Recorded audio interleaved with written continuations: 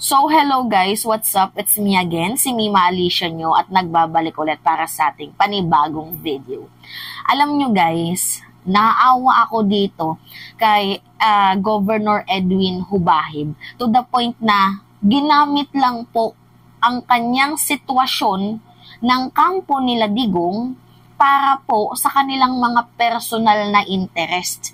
Makikita nyo guys sa ipi-play kong video sa inyo kung paano po binastos ni Duterte, si Duterte na mismo, kung paano po binastos ni Duterte itong si Governor Edwin Hubahib. At makikita nyo guys kung paano nila ginamit ang sitwasyon ni Governor Edwin Hubahib para po sa kanilang mga personal na interest. Anyway, may pa-play akong video pero ipapaliwanag lang muna natin ano nga ba yung main purpose ng prayer rally. So, alam nyo naman ata guys na itong si Governor Edwin Hubahib na suspinde. So, sa mga nagtatanong at gustong i-clarify, Mima, bakit nga ba nasuspinde itong si Governor Edwin? Mayroon po siyang kinuhaan na isang board member ng vehicle. So, ang nangyari, nireklamo po siya guys ng board member na yon kasi kinuhaan siya ng vehicle so that pinatawan siya guys ng abuse authority kasi mayroon pong nakita na pang-aabuso nga itong ginawa si Governor Edwin Hubahib. Pero according sa kanyang speech, ibinalik niya naman daw. Pero you know what guys, politika is politika. So damage has done already. Ang nangyari guys, napatawan siya ng preventive suspension, 60 days. So ngayon, itong mga kampo ni Digong, ginamit po guys ang sitwasyon ni Governor Hubahib. Pero ang nangyari guys, 'di ba, nagkaroon siya ng ng 60 days preventive suspension pero hindi pa naman po siya guys suspendido. Ang nangyari, kaya lang po siya sinuspinde para po maiwasan na maimpluwensyahan niya ang ginagawang investigasyon. So that sinuspinde muna siya ng 60 days and after 60 days balik ulit siya sa kanyang trabaho. Pero itong kampo nila Duterte, ginamit po guys ang sitwasyon, ang pagsuspinde, 'di ba? Ni pagsuspinde kay Governor Edwin Hubahib para po mag-create ng tinatawag nilang prayer rally. So, yung main purpose po guys ng prayer rally is para po kay Governor Edwin Hubahib. Yun po guys yung main purpose nila. Gusto nilang i-justify kuno ang ginagawang pang-aabuso, power trippings ng Marcos administration. Yan po guys yung message nila sa prayer rally, sa gaganapin pa lamang po. Isipin na lang natin, gaganapin pa lang itong prayer rally. So, di ba nga guys, create sila ng prayer rally para i-justify itong si Edwin Hubahib. Pero guys, ang nangyari, sino yung jutang gini ng Ginemis na organizer ni ng prayer rally na to? Bakit naman sa dulo nyo nilagay itong speech ni Governor Edwin Hubahib? Kasi guys, ang nangyari, si Digong, second to the last na nag-speech, pinakinggan siya ng mamamayang Pilipino. After po guys magsalita ni Digong, sabi pa nga ni Digong, tapos nito, umuwi na tayo. Niliteral po ng mga nandoon sa sports complex na yon na after magsalita nga ni Digong, umalis sila without knowing na hindi pa po tapos magsalita. Hindi pa nga po guys nakakapag-speech itong si Governor Edwin Hubahib. Nakakabastos po yun guys. Paano nila i-justify, 'di ba? Paano nila na-justify, paano natin nakuha ang message kung yung speech ni Governor Edwin Hubahib nilagay nyo sa dulo na wala nang mga nakikinig. So ano yung nangyari dun guys? Hindi natupad yung main purpose. Tingnan nyo tong video. Panoodin nyo Sunod ulit ulit ta. Salamat. Mayong gabi kanina.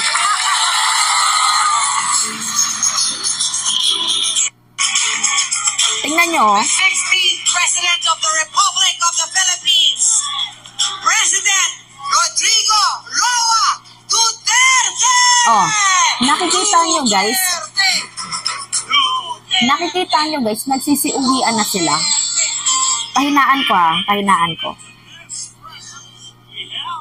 Tingnan nyo, after mag-speech, Muna tayo umalis. Pero very important message sa atin si Kuya Go Edwin Hubahib. Kaya mga kaigsunan, dili Siya ba po ang kompleto? susunod na magsispeech ngayon. Dili ba kompleto ang atuang activity karong gabi na kung dili nato madugo ang mensahe sa atong pinalanggang kuya ng masa, Kuya Go Edwin Hubahib. Mga kaigsunan, kabalo na ta sa sitwasyon sa atong probinsya.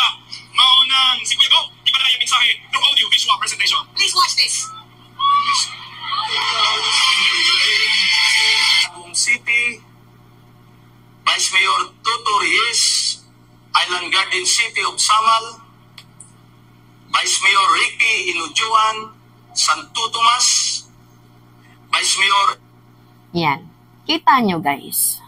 Nakikita nyo kung gaano po kapalpak at ginamit lang nila ang sitwasyon ni Governor Edwin Hubahib para po sa kanilang mga political at personal interest. Pansinin nyo after magsalita ni Digong, sabi niya, after neto, uwian na tayo. Actually, ito yung message ni Digong, pakinggan nyo muna. Ituyo na mo ni tag 15 minutos para lang kadungog tanan way makapoy o makauli ang tanan og sayo. So, ang sunod ani muli ta og tanan. Daghang salamat ug maayong gabi kaninyong tanan. Diba? Nakakalungkot guys. Sa totoo lang, yes. Nakakalungkot. Alam niyo kung bakit? Diba? Mismong si Digong binastos niya itong si Governor Edwin Hubahib. Mantakin nyo after niyang mag-speech, alam niya na nasa dulo pa yung speech susunod sa kanya sa Edwin Hubahib. Alam niyo kung ano sinabi niya? Katapos nito, uwian na tayo. Niliteral ng mga tao after ng speech ni Digong, si Digong pa nga yung nanguna na umuwi. And then yung mga tao, sinundan siya nagsiuwian. Habang yung mga nagsasalita, yung mga announcer, nagmakaawa na wag muna po kayong umuwi dahil mapapakinggan pa lang natin guys yung message, yung pinakamahalagang message ng prayer rally na to, ganyan-ganyan. Bakit nyo naman kasi nilagay sa dulo? Yan yung nakakapagtaka dito guys. Gusto nyong maging highlight itong si Governor Edwin Hubahib, pero iba guys yung naging pangyayari. Gusto nyong maging highlight si Gov Edwin, pero mas nangibabaw itong si Digong. Well, actually guys, hindi naman kasi pupunta yung mga tao dyan kung si Harry Roque lang, kung si Glenn Chong, sino ba naman yung mga jutang gininang ginemis na yan? Pumunta po guys ang mga tao dyan because una, paprotektahan nila si Governor Edwin Hubahib and confirm na si Duterte dadalo. So, ang pinagtataka ko kasi dito guys, bakit po nilagay ng organizer ang speech ni Edwin Hubahib sa pinakadulo? Diba? So, ang nangyari dito, binastos nyo si Edwin Hubahib. So, nangyari dito guys, mas lumalabas na for political and personal interest lang kayo. Ginamit nyo lang ang sitwasyon ni Governor Edwin para sa mga pansarili nyo lamang. Hindi ba kayo nahihiya? Hindi ba kayo nalulungkot? Hindi ba kayo nagigilty? Na ginamit nyo yung sitwasyon ng isang tao para sa mga masasamang layunin nyo? Guys, tingnan nyo yung message ng mga ng kanilang mga speech. More on paninira sa government administration. More on, sabi nga ni Digong, kasama daw ni PBBM magpulburon itong si Maricel Soriano. Hinahanap ko guys yung message, yung justification kung bakit nagkaroon ng prayer rally, kasi yun yung sabi nila, ipapagtanggol itong si Governor Edwin Hubahib, pero wala akong nakitang message na ganun. Nilagay, ang nakakalungkot lang dito guys nilagay pa nila sa dulo. Hindi ako supporters ni ni Edwin Hubahib. Gina-justify ko lang kung paano binastos ni Digong ng prayer rally itong si Governor Edwin Hubahib na in the first place, kaya nga kayo nagkaroon ng prayer rally para suportahan, protektahan kuno itong si Edwin Hubahib laban kuno sa mapang-abusong administrasyon. Yan guys yung message nila. Ang problema, mas nangibabaw po ang personal, ang political interest ng mga tatakbong senador, ng mga sipsip kay Duterte, as well as itong paninira ni Digong kay PBBM. Yun po guys ang nangibabaw. Pero yung message ni Edwin Hubahib, wala po guys. Hindi po natin makita. Yun po, nilagay nila sa dulo. Matutuwa ba kayo nun? Ha? Na nilagay sa dulo ang message ng isang gusto nyong gawing highlight. Diyos ko po, ano na yung nangyayari? Kaya, etong si Governor Edwin Hubahib, mag-isip ka, Gov. I know na mabait ka. Kasi, hindi ko pa naman siya namimit personally. Pero according to my fellow vloggers, they said na mabait si Governor Edwin Hubahib. The problem is, masyado siyang nilamon ng sistema. And, kumakampi siya dito sa mga Duterte without knowing na ginagamit lang din naman siya. 'Di ba? Yan guys, yung naging prayer rally nila, puro paninira. Hindi po prayer rally ang tawag ko dyan, demolition job ng hakbang maisog na ginamit as participant itong si Edwin Hubahib. Pansin nyo, 'di ba mga manggagamit, nakadepende lang sa nakadepende lang guys ang nila sa'yo, ang pagtrato nila sa'yo, depende sa sa pangangailangan at kung magagamit ka nila. Ganyan po sila guys. Ganyan po sila. Anyway, wala na akong mahabang message. Gusto ko lang i-highlight yun guys, yung pangyayaring, kasi 'di ba, unang-una sabi, magkakaroon ng prayer rally supposedly para ipagtanggol si Edwin, si Governor. Ang problema, hindi naman guys pinagtanggol itong si Hubahib. Puro po paninira ang nangyayari sa sports complex sa Tagum doon sa Davao, at hindi po guys na justify yung purpose. Hindi po na-justify kasi nilagay nila sa dulo. Pansin nyo yung announcer nagmakaawa na wag munang umalis.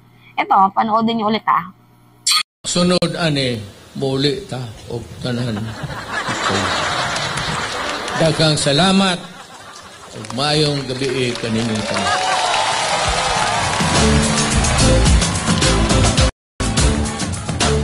The 16th President of the Republic of the Philippines, President Rodrigo Roa Duterte! Duterte! Duterte! Duterte! Mga kaigsunan, the best president that we have is no other than President Rodrigo Roa Huwag Duterte. muna tayo umalis. Merong very important message sa ating si Kuya Gov Edwin Hubahib. Yan mga kaigsunan, dili Siya po makompleto. susunod na mag-speech ngayon. Dili makompleto ang atuang activity karong gabiuna kung dili nato madugog ang mensahe sa atong pinalanggang kuya ng masa, Kuya Gov Edwin Hubahib. Mga kaigsunan, kabalo na ta sa sitwasyon sa atong probinsya. Maunang si Kuya Gov gipadala ang mensahe through audio visual presentation. Please watch this. Tagum City, Vice Mayor Tuto Reyes, Island Garden City of Samal, Vice Mayor Ricky Inujuan, Santo Tomas, Vice Mayor... Diba? Kitang-kita yung ginawa ni Digong ng pambabastos. Kawawa si Governor Edwin, gamit na gamit sa mga political interest ng mga Duterte. Anyway, yun lamang guys, at it's me again, si Mima Alicia, at nagbabalik ulit para sa ating panibagong video.